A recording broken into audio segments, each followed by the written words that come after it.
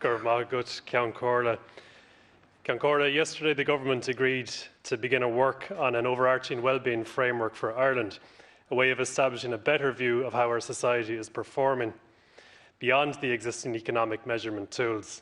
Quality of life needs to be at the very heart of our policies, and transport mobility have a significant part to play in people's quality of life. We have got to change how we think about transport projects. People need to be at the centre of what we do. Our priority needs to focus on moving people and do so in a way that is healthy and sustainable for our people, our communities and our environment. Transport makes up 1/5 of our emissions. During this pandemic, while we have seen a significant reduction in road traffic, our transport emissions have only reduced by 17%. We need to roughly triple that reduction in 10 years. The scale and urgency of our challenge is daunting. As Chair of the Joint Oireachtas Committee on Climate, I'm pleased to tell the House that committee members are starting a work programme to look specifically at transport and climate action. I'm very grateful to my committee colleague, Deputy Darren O'Rourke, with whom I am designing this work programme. The committee will shortly be inviting a range of national and international expert witnesses to inform our work. Transport is a vital part of climate action, but its benefits reach far beyond that. Poor spatial planning, urban sprawl and its resulting car dependency have had severe adverse health impacts on our population, and people are dying because of it.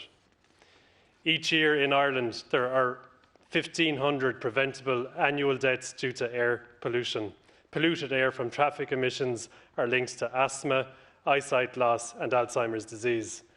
Research has found that inactive lifestyles are linked to heart disease, stroke and premature death. We have designed physical activity out of our daily lives through poor planning, and we must proactively redesign it back in. Minister, I warmly welcome your announcement today about the improvement of the transport network in Limerick. It is vitally important that road access is not a standalone measure for the community in Moyross, because a road for private cars alone will never solve a connectivity, economic or social inclusion problem. The revised approach of including dedicated bus lanes and finally opening up access from Moyross to neighbouring estates and education facilities for active mobility, walking and cycling is crucial for good connectivity and to provide true opportunity for Moyross. And this applies across the country in all communities. Moyross is not a standalone community. It is part of Limerick City, and its future is to be a centre of housing and employment as an integrated part of Limerick City. For too long, despite its proximity to the city centre, it has been effectively segregated. This cannot continue, and I will make every effort to ensure that we resolve this.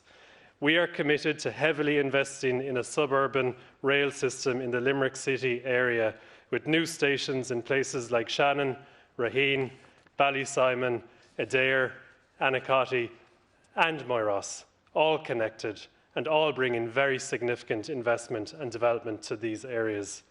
And let there be no doubt, sustainable connectivity is not only better for the environment, but far better for public health, economic development and for social inclusion. A modern national transport and mobility network helps ensure that everyone has access to opportunity, the opportunities that come with access to education, access to employment, to public services and to amenities.